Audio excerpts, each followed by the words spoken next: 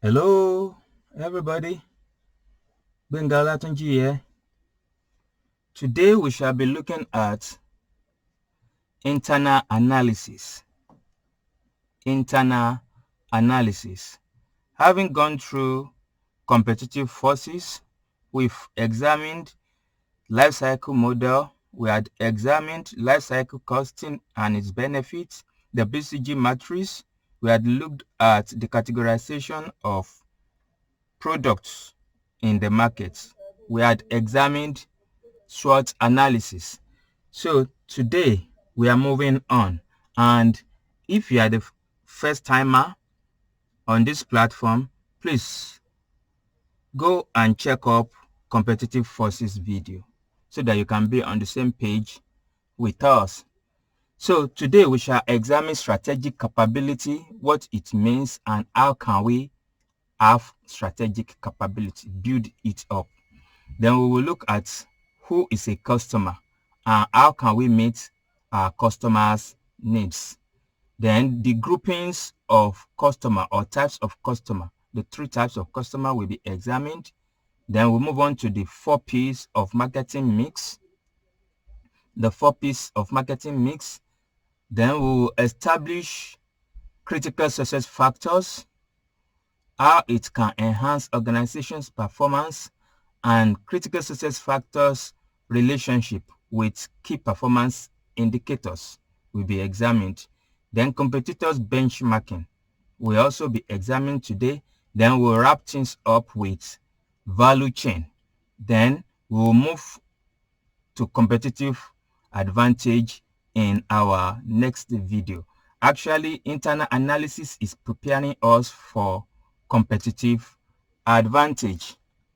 So if you are just joining us or you've been on this platform but yet to subscribe, please go and subscribe to the channel.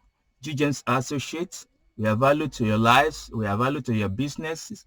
Please click the notification button, engage us, comment whether what we are doing is good or bad and how we can do it better. When you click subscription button, you are helping others and pushing forward the message so that others can benefit. Also, you are encouraging us to do more, and you also will be notified when you click the notification button and subscription button and like, so that when we release new video, you will be able to see it. So we will move on to our studies today now, right away. Strategic capability. Strategic capability. So when we are talking about strategic capability, what are we really talking about? Please note, at the center or at the heart of strategic capability is resourcefulness. No organization can build strategic capability without being resourceful. Maximization of our resources is critical to achieve strategic capability and competitive advantage.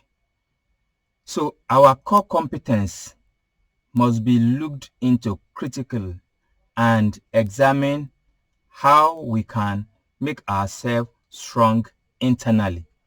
So for us to achieve strategic capability, organizations must look within.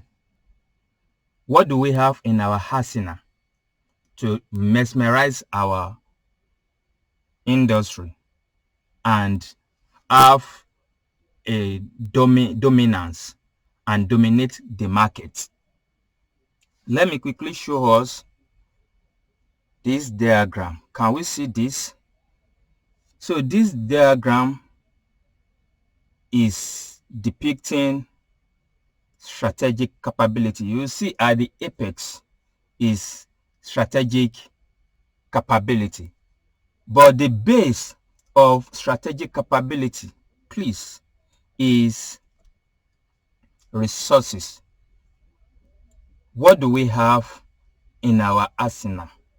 What do we have at hand. What do we have which our competitor does not have? We must be able to pinpoint them and build core competence on them. So we see at the base is resources. Then maximum utilization of them will give us core competencies. Then we will move on to establish a system around our core competencies, which we call entities delivery mechanism. So we build a system around our core competencies to ensure that we deliver maximum and meet the need of our customer. And when we do this, we will say we are having competitive advantage over the competitors. And when we've gone through these processes, we achieve strategic capability. Okay, so the meaning of strategic capability, we can describe it as the use of core competencies to create competitive advantage. You see, to create competitive advantage. So without looking inward for our resources, we will not be able to achieve competitive advantage.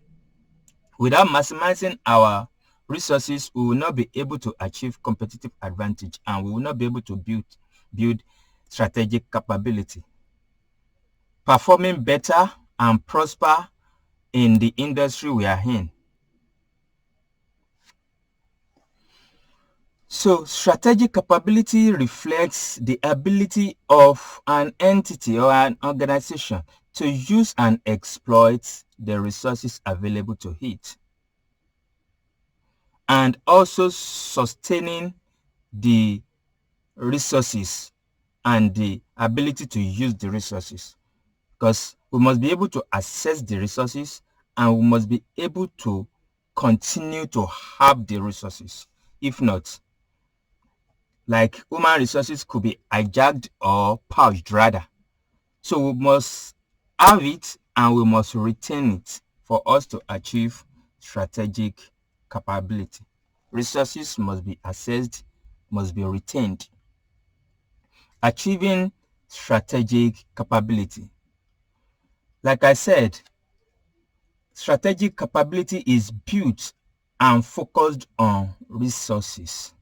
So it is resource-based. A firm is based on the view that strategic capability comes from competitive advantage, which comes in turn from the resources of the firm and the use of those resources. Like I've illustrated, let us move forward from here now. So the base of capability, strategic capability, is resourcefulness. So an organization could have some of these resources. Human resources, which is critical to earning the most critical capital an organization could have. So we could have human resources, we could have physical resources in form of raw materials and the like. Maybe where we are geographically located, we have the resources or the inputs in abundance than other competitors around us. So we can use that as an advantage.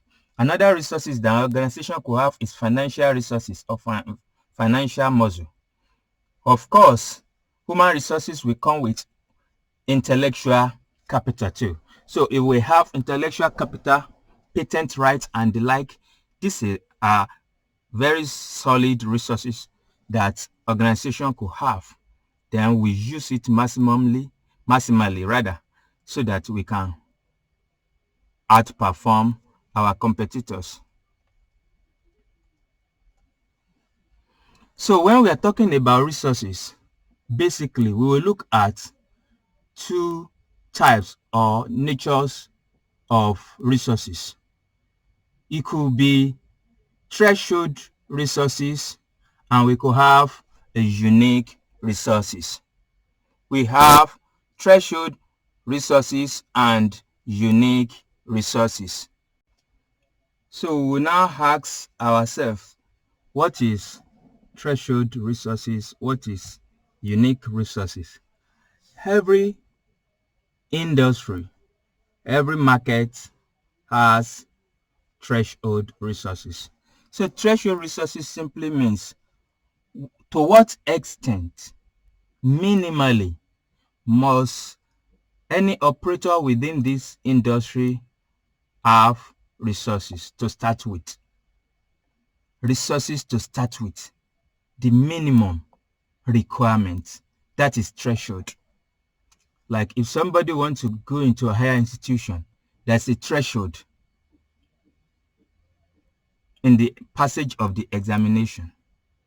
Like when somebody wants to enroll for professional examination, like this one, ICAN, that we are studying, there is a threshold, minimum whole level requirement, BSc, HND, and the like. Those are threshold resources. So threshold resources simply means the minima that organization must meet to be in that business. They are the resources that an entity needs in order to participate in the industry and compete in the market. Without threshold resources, an entity cannot survive in its industry and market. Just like nobody will even become a professional student in the first place if he or she does not have basis, maybe the whole level or whatsoever individual to enter. So that is the threshold. So every organization must meet the threshold resources. 2, we have unique resources. And please note, when we are talking about strategic capability, we are actually talking about unique resources. Because unique resources are the one that will set us apart in that industry and that will give us advantages over competitors. They are resources controlled by the entity that competitors do not have and will have difficulty in acquiring. So if at all they want to have it, it will be very difficult to replicate the resources we've gotten. So that it is unique to us. Unique resources can be a source of competitive advantage. Is key when we are talking about strategic capability, is built on our unique resources. Because if we do not have unique resources, we will just be like every other player in the industry, having threshold resources. A unique resources is a resource that competitor would have difficulty in acquiring. For example, ownership of scarce raw material. That's an example, which, because it's scarce, not everybody can easily get it. Like exploration rights, mining rights. Maybe we are located in a place that is unique and maybe is the only location on earth in which the resources for our industry can be found. And we are just located in that place. That is a unique resources, or those are unique resources rather. Then we can have like special privileges like patent right, franchises, and the like. That's another unique resource. We could be in a company that operates in an industry that must have license, and to get that license is so tough. That is a unique resource. for the organization that has it. Competence now. Let's move on to competence. There are activities or processes in which an entity uses its resources. Like I said, when we are introducing, we build our competencies on what we have, which is our resources. So competencies can only be built on what we have. Utilization, effective utilization of what we have. They are created by bringing resources together and using them effectively. It's when we use our resources effectively that we say we have competence or core competence. A competence can be defined as an ability to do something well. We are known for that thing, that when it comes to this organization, as regards these aspects, they are the best. So that has turned to core competence. Threshold competence and core competence. Threshold competence. So when we are talking about threshold competence now, we are talking about something like threshold resources, in which it is expected of every player in that industry to have it. So that is threshold competence.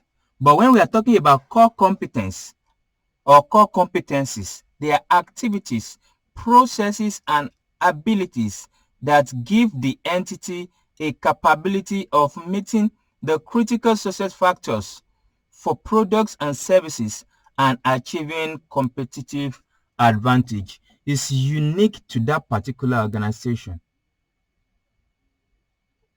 They can do better in that regards. That is core competence. But everybody else must have threshold competencies. Threshold capability is the minimum that an organization can have to operate with within an industry.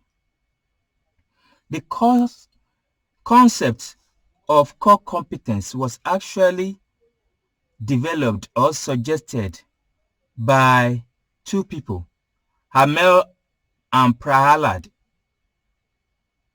around 1990s. And they define core competence as this: activities and processes through which resources are deployed in such a way as to achieve competitive advantage in ways that others cannot imitate or obtain.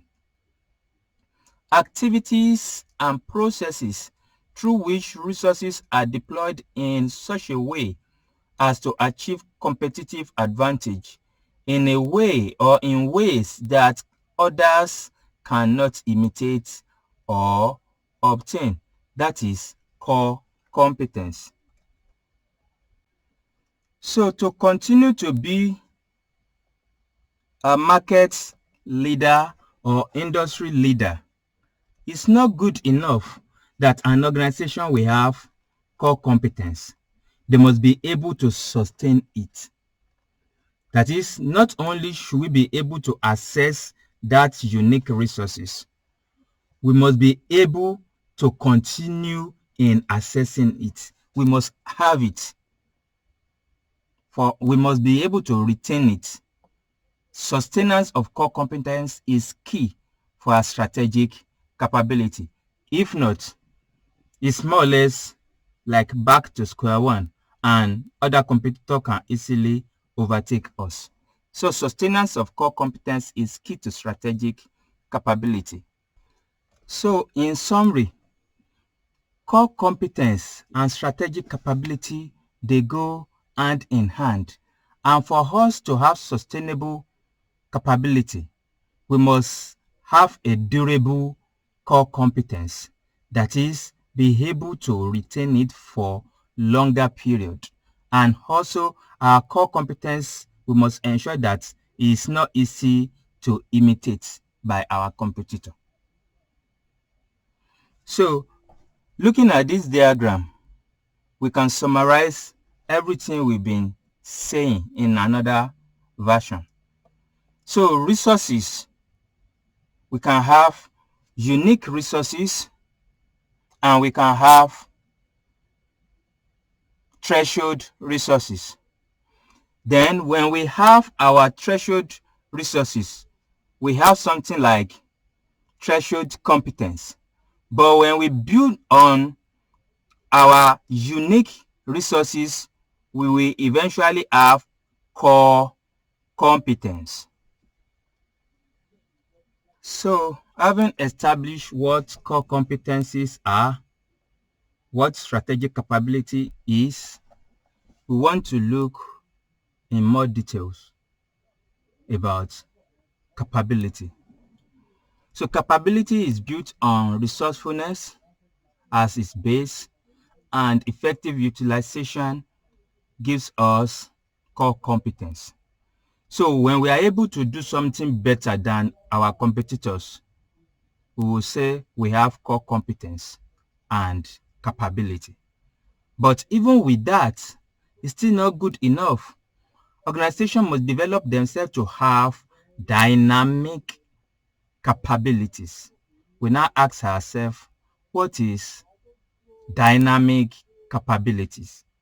Simply put, to have dynamic capability, we are talking about organization having ability to respond to occurrences within the industry and proactively lead through innovation.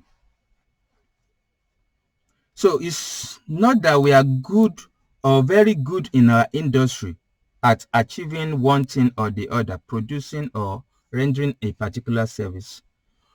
Even when challenges come in that industry, we can easily innovate. In fact, we can easily disrupt the whole industry. That is dynamic capability. So our capability must not be static in nature. It must be dynamic. It must be responsive. It must be proactive.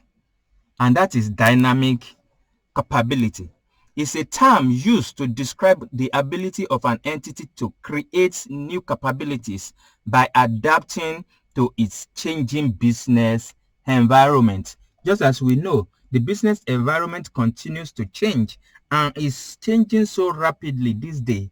So it takes an organization with dynamic capability to be able to have hedge or continue to retain their dominance in the industry they operate. Renewing its resources base, also developing new and improved core competencies. As they progress, they are continuing to be dynamic, to be better, to be innovative. Dynamic capabilities are abilities to create, extend, and modify ways in which an entity operates and uses its resources. Dynamic capability.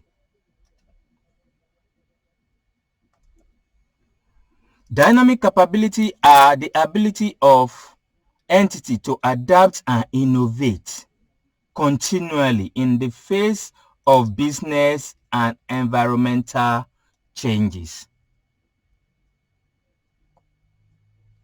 Dynamic capabilities refers to the ability of an entity to respond to environmental change successfully, no issues, and recognize the need for change and opportunities for innovation through new products, processes, services. So an organization that will have dynamic capability must have foresight, must have insight, must have hindsight.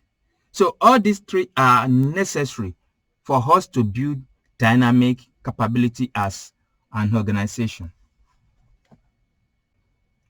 So one of the ways to have strategic capability is to be cost efficient. So we shall be looking at cost efficiency and how it affects our capability as organization. Cost efficiency. When an organization builds capacity to ensure that they are able to produce at the least price without compromising on quality, that is what we are talking about. So they have cost leadership and cost capability. They are so efficient. In strategic management, cost efficiency refers to the ability not only to minimize costs in current condition, but to continually reduce costs over time. So they continue to get better and better, even at price leadership or at cost leadership and quality leadership. So they are able to produce affordably, and they have the best quality of product in the market. So how can organization achieve strategic capability using cost efficiency approach? Two ways: by economic of scale or economies of scope. They can have economies of scale and they scale up, buying in large quantities that other competitors will not be able to afford, which goes into their product development, and they are able to produce best quality at the least price within the industry. Or they expand their scope and even their input becomes an output to them, and by so doing their scope has been enlarged and reduced, have the reduction effects in their output pricing. Economies of scale. Reduction in cost can be achieved through economies of scale. It refers to ways in which the average cost of production can be reduced by producing or operating at a higher volume of output. So we buy in volume, we produce in volume, and it gives us leverage over others by beating the cost of production downward. Economies of scope. In some countries, reduction in costs might be achieved by producing 2 or more products. Like in Nigeria, an organization can produce 2 or more products, and the input in one becomes an output in another. So instead of them buying from outsider, is produced within, and they achieve economies of scope, so that the entity that makes all the products achieve lower cost per unit than competitor that produce only one of the products. So cost efficiency and capability can be enhanced and achieved through economies of scale and economies of scope. So let's move on to corporate knowledge. Do we know ourselves as organization? Do we know enough about ourselves, about the organization, about our resources, and the like? So corporate knowledge is another way of having strategic capability in which organizations expand their territory knowing better, collaborating with other stronger people with core competencies or organizations with core competencies, leveraging on technology, knowing about information system and how it affects and how they can leverage on it, continual analysis of their operations, trying to know themselves better and how they can achieve. So leveraging on knowledge is a big deal nowadays for an organization and for industry and players within the industry. And when an organization has built capability about or around knowledge is a great core competence that they are having, and they will be able to use it to the advantage in the industry.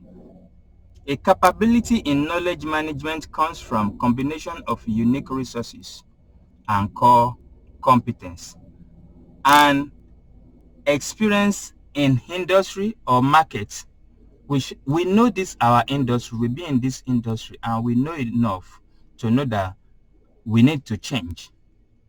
So that is corporate knowledge. The knowledge that employees have within our organization, that is part of the volume of our knowledge as an organization. The management of people, success in encouraging creativity and in new ideas, like Apple.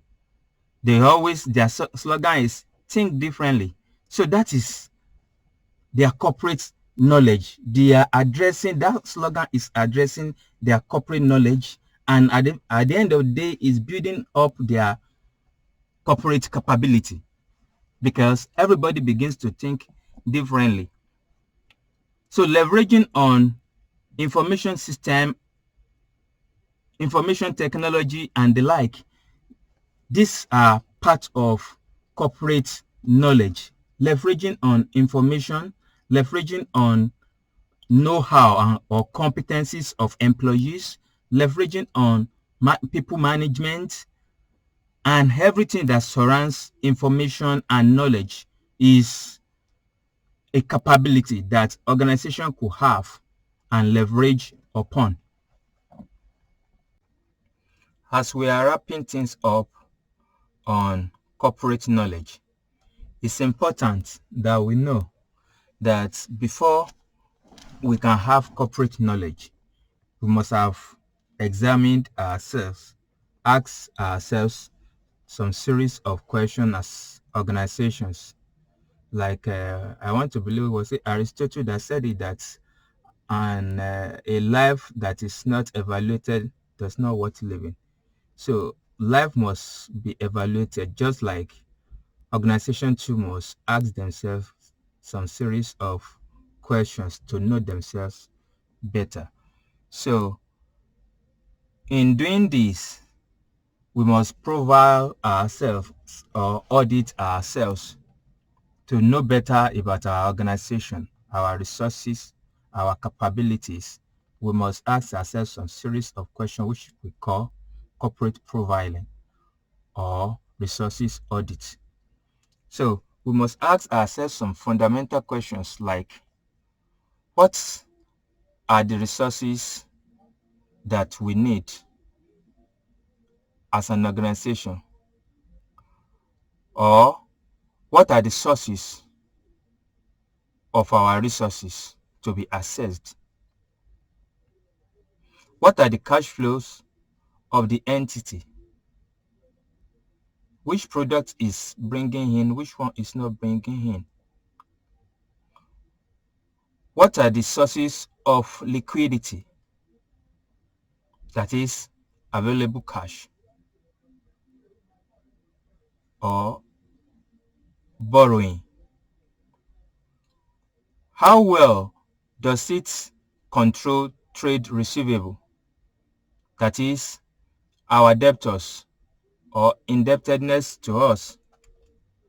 How have we been managing it? How can we do it better?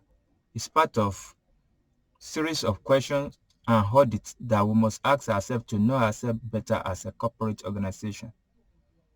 Ask ourselves some series of internal control questions as an organization. We must evaluate our resources also, asking some series of questions. How well are we control our resources? We must be able to answer it in order to know ourselves better corporately. How effective have we used our assets? How effective have we used our assets? How effective is our financial reporting and accounting system? We must ask ourselves all these and many more series of questions for corporate knowledge. How effective are risk management? How effective are we managing our risk? Do we have risk management systems in place? Is the entity organized in an efficient way? Do we organize ourselves internally? Do we have internal coordination and congress? And another framework that we can use for corporate knowledge to know ourselves better is what we call VIRO, VIRO framework. VIRO framework can help us too. And it's a simple tool too, just like SWOT analysis. But we are not dealing with SWOT analysis here because we've dealt a lot with SWOT analysis under competitive forces. So the VIRO framework looks at 4 fundamental things around our strategic capability. One is value, representing that V, and R is representing real or reality. I is representing imitability from the word imitate. The last but not the least, O is representing organization. So we can use VIRO framework for corporate knowledge, that is to gather information about ourselves. We will be asking ourselves a value question. Does the resources provide competitive advantage? That is, are we giving value through the resources that we are harnessing as an organization? So we need to do our value chain analysis and audit too with this to know better about our value delivery. And we'll soon get to value chain too in the course of this video. Then reality is talking about the resources we have. Does competitor has it too? So if we have a unique resources rather that our competitors do not have, so it means it's rare. But if what we have is at the threshold in which everybody should have, then our capability may not be strong enough using VIRO. So the reality is about competitor being able to have what we have. High is talking about imitability. Can our competitor imitate us easily? How easy can our competitor produce the quality that we are producing or achieve our cost leadership? And last but not the least, organization. Organization is the entity organized to exploit its resources for best advantage. So how organized are we? How coordinated are we internally? So these are questions that we must ask ourselves in order for us to know our organization better and have a corporate knowledge. So now we had concluded about the strategic capability using core competence to achieve strategic advantage and the like. We want to move on now to knowing our customer. Who is our customer? Who is our customer?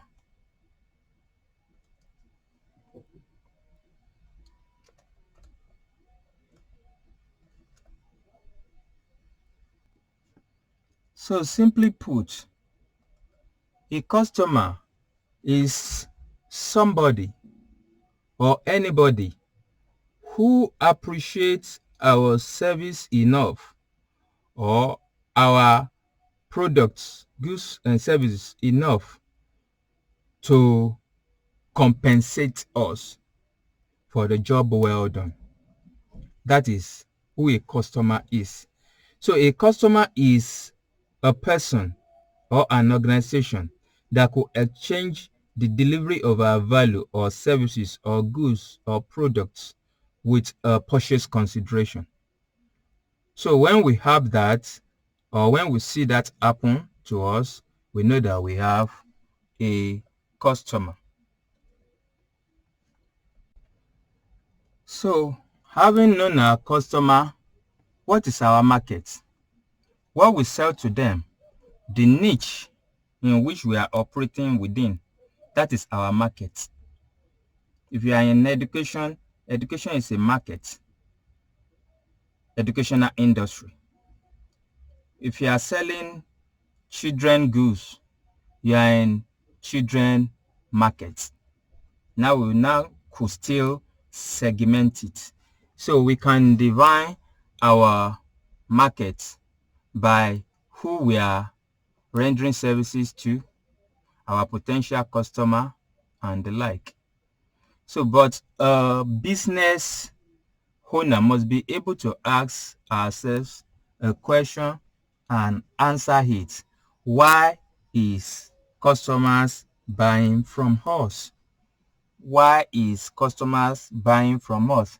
We need to ask these questions so that we'll be able to know how to meet the needs of our customer and be able to deliver services in a way that they actually need and most acceptable way they want to be served. Customers will buy from the business entity that meets their needs most successfully. So we could see why some organizations are thriving, are having more customers that they can undo, and some organizations are not having enough patronage. So the question of why is customers buying from us is key to our value chain analysis. We will get there soon. So we must be able to ask what our customers need. Having known who our customers are, what are their needs? Is it about pricing? They want better pricing. Like I always say, many customers, it's not about pricing alone that they are buying or they are not buying. There are other things, but we need to know. Maybe they are buying from us or they need better quality products. Maybe they just want a brand that is unique. Maybe they just enjoy convenience of buying from us, maybe nearness to them. So we must know, why would they buy from us? What do they need? Probably they enjoy our sales promotion and advertisements. So we must know, why are they buying from us? We must know their needs so that we'll be able to meet it. So when we know why they are buying from us, we'll be able to design our product delivery or service delivery to better serve them. So what are the groups or divisions of customers? How can we group customers? Customers can be grouped into 3 unique categories. We can have consumers, and these people or this organization, they buy only to consume. We can have industrial. These people buy from us as input to produce another thing. And also we could have governmental organizations and agencies. and they could either be consumer and they could be industrial. So these are the three broad unique divisions of customers that an organization could have. If they are not consumer, they will be industrial. If they are not, they will be governmental, agency, or organization. So let us move on to the 4 P's of marketing mix. The 4 P's of marketing mix. There we'll be talking about the product, we'll be talking about the price, we'll be talking about the place, we'll be talking about promotion. For some of us, before, all these 4 categories are more of physical in nature. But the truth now in this generation is that all of them, they've changed form. They've all changed form. So the 4 marketing mix, they are not the same again. Even though it's still price, product, place, and promotion. You can say, Benga, what are you talking about? So for a marketer that wants to market a product strategically, the product now, unlike before, could be online. Like this service that we are rendering now to you is online. We are never in a classroom, but the same lectures go on at your convenience. You can be in your car on your way in the traffic to work or from work, even cooking for women, and you are listening to me. So the product has changed form. And for strategic capability, an organization must know and design their value chain around the changing nature of their business or businesses. Price too. Now when we are pricing, we are not pricing has become dynamic too. Pricing has become dynamic. Like you can't have one price even for the same product. You cannot have, again, that, okay, let's say I want to sell a book, one of my book. The price at which I'm going to sell for the hardcover is different from the price I'm going to sell for the normal paper cover. It's going to be different from the price that the online buyers are going to buy. So pricing too has changed form and must be considered when we want to sell a product.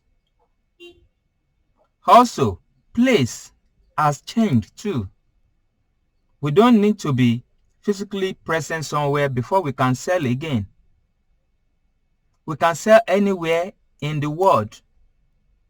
You can be in Nigeria and sell in Japan, South Korea, North Korea. You can even sell Afghanistan and the like. You can sell in any part of the world while you are at the other remote place, end of the earth. Because the place too is now dynamic. Promotion too has changed. Before, it must be hard copy. You print a leaflet to give to people and the like, or you go out and bring some things together on a platform, advertising, calling people's attention. But now, at a click, just at a click, million people could hear you, million people could view you, your promotion, your advertisements. So everything has changed, and the dynamics of the recent environment must be considered when organizations are putting together marketing mixture or how to promote or go about selling their products. So now let us move on to critical success factor. Critical success factor. So what is critical success factor? Simply put, critical success factor is something or those things that we must have in order to thrive in a business, in a market, to venture into a new thing. Without these critical success factors, thriving or accomplishing becomes extremely difficult. Like if somebody is preparing visibility study and the like, part of what must be considered is critical success factors in business planning. If you are putting planning in place, you must consider what are the critical success factors. So that is things that must be for this business to function, to stand the test of time.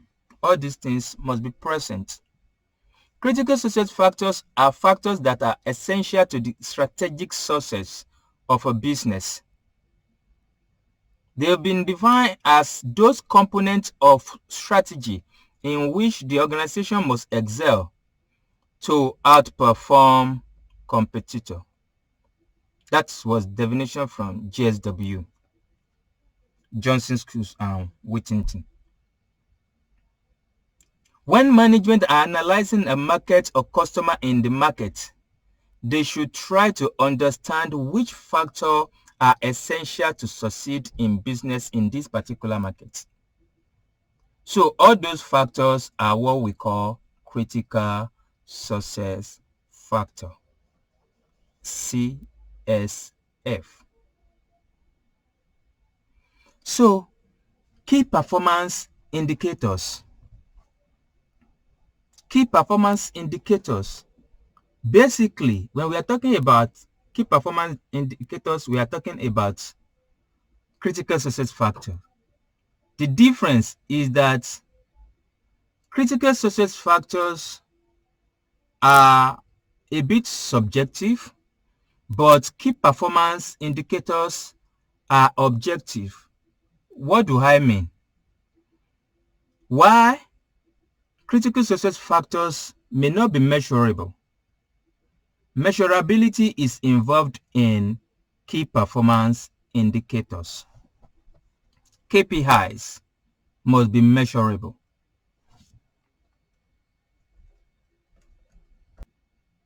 How can we know key performance indicators or critical success factors?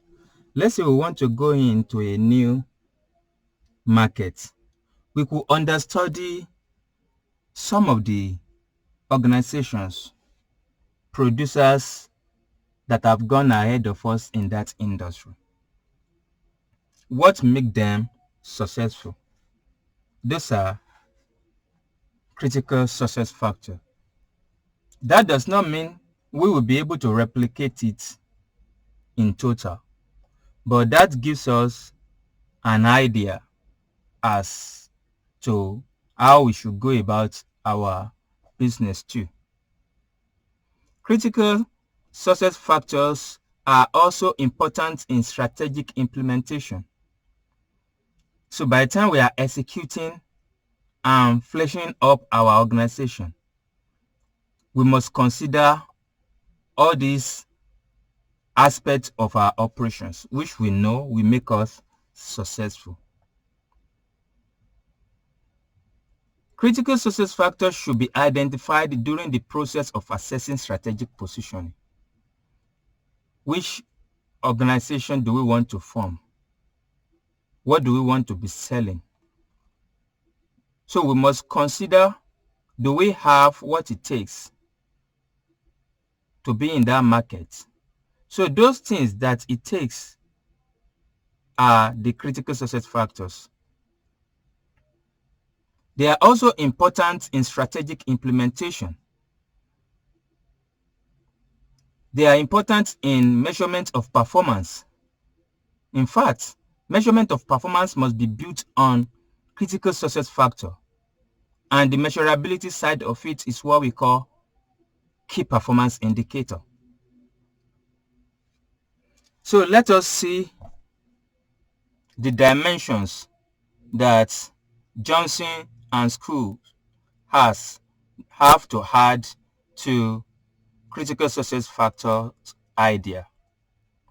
So Johnson and School's 6-step approach to critical success factors.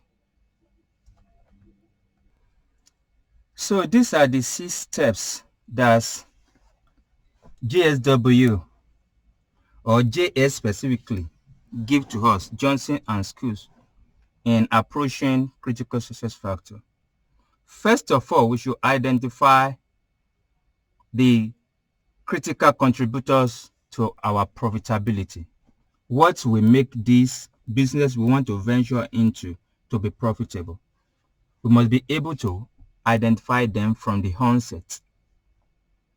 Then, having identified them, we must build our core competencies around the identified factors.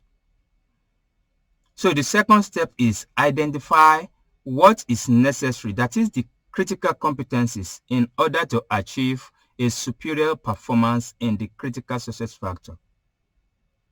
So having known what we need to do to make us profitable, the first step.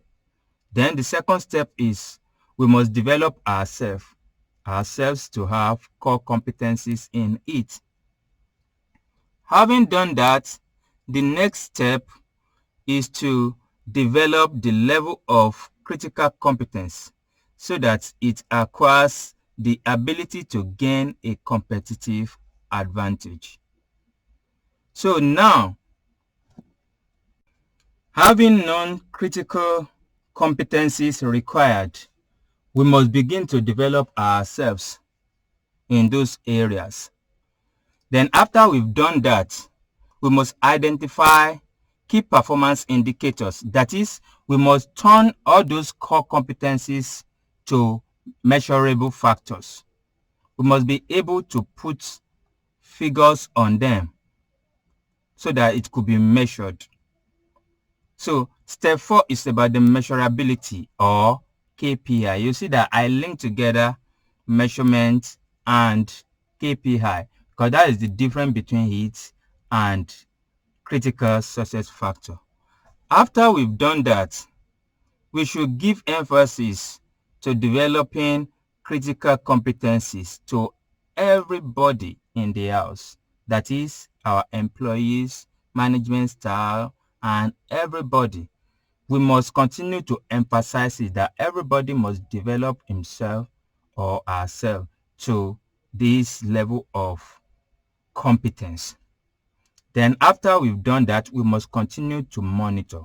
That is, check our KPI that we've set for ourselves. Are we meeting the target that we've set for ourselves? So that is the monitoring aspect of the step. So now we are moving on to competitors benchmarking. Competitors benchmarking. So what do we mean by benchmarking our competitors? Benchmarking is a process of comparing our own performance against the performance of someone else. Preferably the best of the best in our industry. So when we say we are benchmarking, we are simply saying we are trying to compare our performance or what we do, the services we are rendering, the goods we are producing against other competitors within the same niche or market segment that we operate. And a lot of benchmarking could be achieved. We can benchmark almost anything. So we have some types of or methods of benchmarking: internal benchmarking, operational benchmarking, competitors or competitive benchmarking, customer benchmarking, and so many more. Let's pick aforementioned